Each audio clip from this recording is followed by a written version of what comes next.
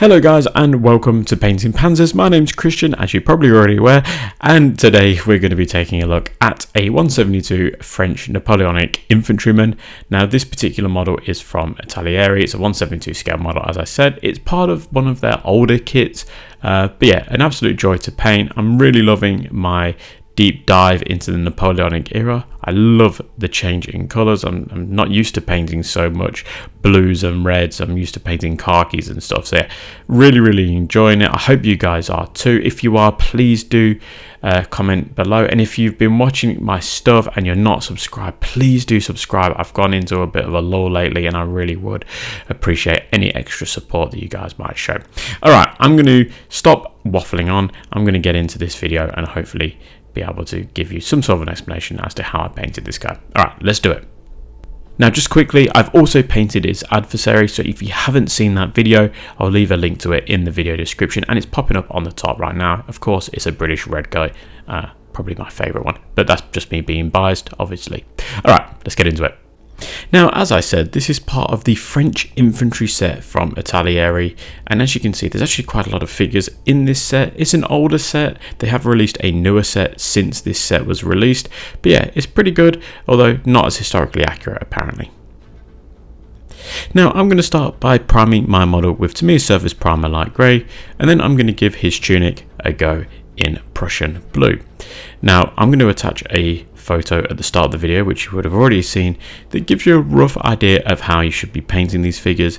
Do note that I'm no historical expert, especially when it comes to this period, so I will be making a few mistakes throughout this video and I'll try and clarify them at the end.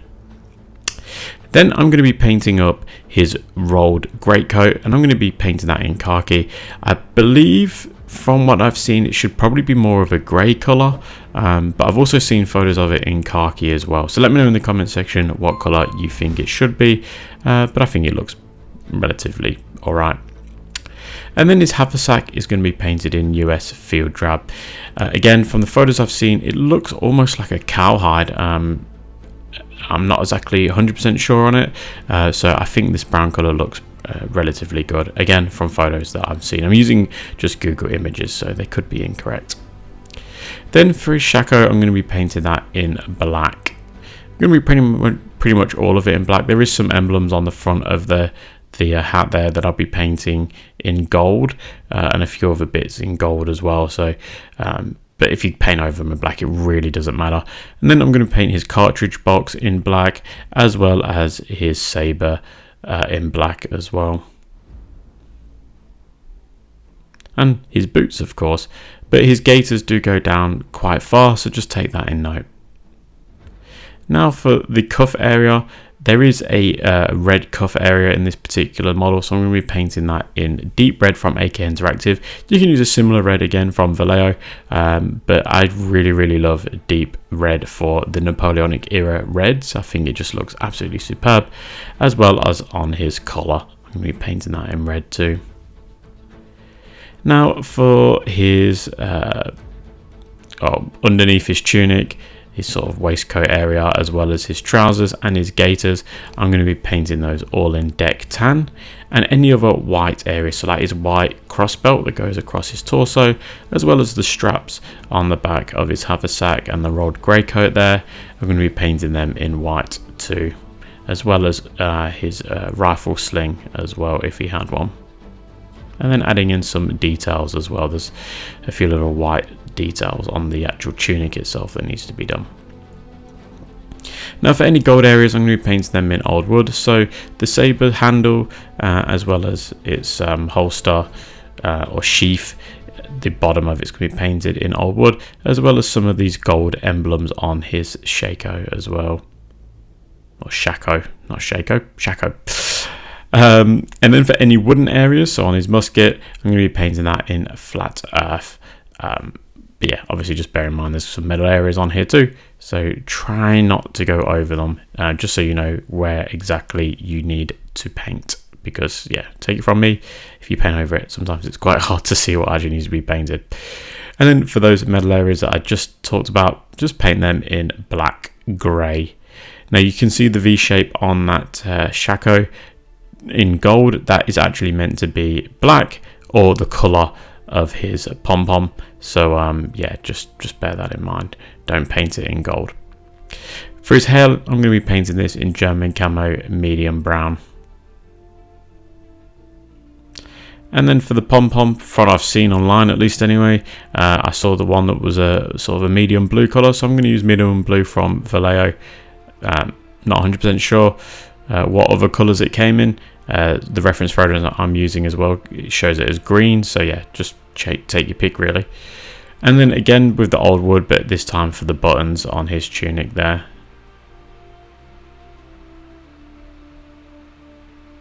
With all of that done, and not 100% accurate, go ahead and use no oil and Lafbian medium at a 1:1 ratio from Warhammer. Mix the two together and you're going to get a perfect wash. Try not to let the wash pool on a flat surface, and mix it all in nicely so it gets in the grooves of the model, in all those recesses, but doesn't pool on the flat surface. And go lightly on the white areas, you don't want to make them too dark.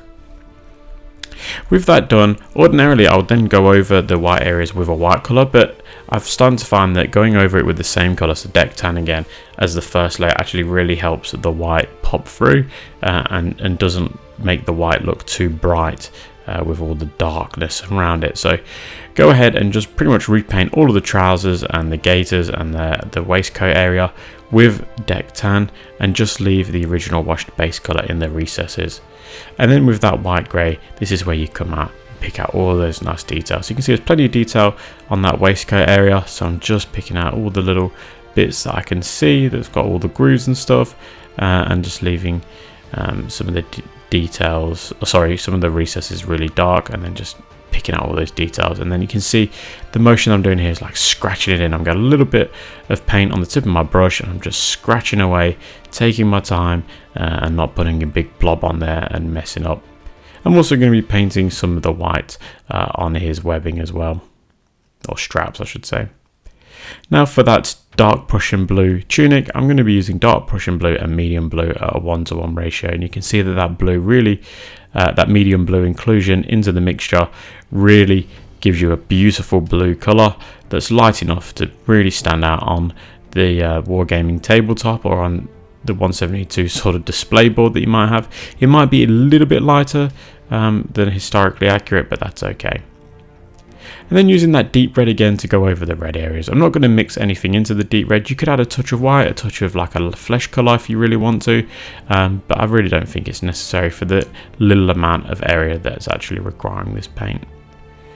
And then for any gold areas, I'm literally just going to go over it in gold. So that old wood that we applied beforehand is going to give you a nice starting colour to then just go over top of it with gold. And you can see I'm adding all the details on top of that shako as well.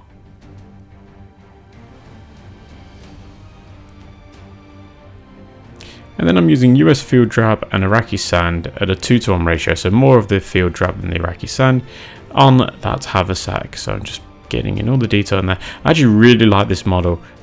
It's got loads and loads of detail on there, and it's so easy to pick out, so it makes the painting process a lot easier, and it makes the model really, really pop. And then for that rolled grey coat, I'm going to use khaki and stone grey. So this mixture actually makes it a little bit more grey, so maybe I can get away with it if it was an actual like a grey colour, but I have seen various different colours used, so perhaps I'm just getting a little bit too crazy and trying to make sure I'm as accurate as possible. Now for that shako, I'm going to use black and black grey at a 1:1 ratio just to pick out some of the details. You don't really have to, this is probably overkill, it's a black shako anyway, so it doesn't really matter if you just leave it at black, but you know what, I'm going to do it, and you can see I'm also going over that sabre there as well. Then for the wooden areas, I'm going to use flat earth and orange brown, and I'm just going to scratch in that flat earth and orange brown into all the areas that I can see without going into the recesses or near the metal links that you can see on this musket. And then using the exact same method, I'm going to use orange brown, and I'm just going to scratch it in and just reduce the amount of colour that I'm putting on as per the previous step, and just try and let that orange brown start doing all the work, but without going over the top where it just becomes a big orange blob. So yeah, this is where the method of scratching really comes into play. You're trying to simulate those sort of wood grains at this scale. Now black grey and basalt grey is what I'm going to do for the first layer of the metal. I'm going to give it 2 layers. This is at a 2:1 ratio, so it's a subtle change. It's light, lighter than the original washed base colour, but it's not too light.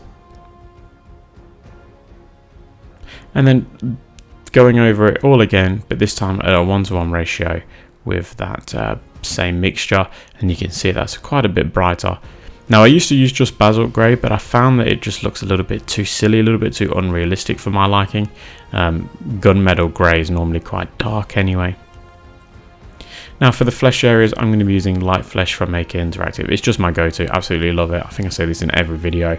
I don't know why, it's just really good. Vallejo offers some similar alternatives as do other paint companies, but this AK Interactive flesh set is just superb. I really do enjoy it. Now there is an emblem on the top of that shako that I'm going to be painting in white. Almost looks like a target or like a RAF roundel. And then I'm going to be using medium blue just to go over that pom-pom on the top of his hat there, just to really make it stand out. And then add some flesh wash onto the flesh area, so his face and his hands here, using an old battered brush, but one that's still got a bit of a point to it. It just makes the application process just so much easier, and you have a lot more control.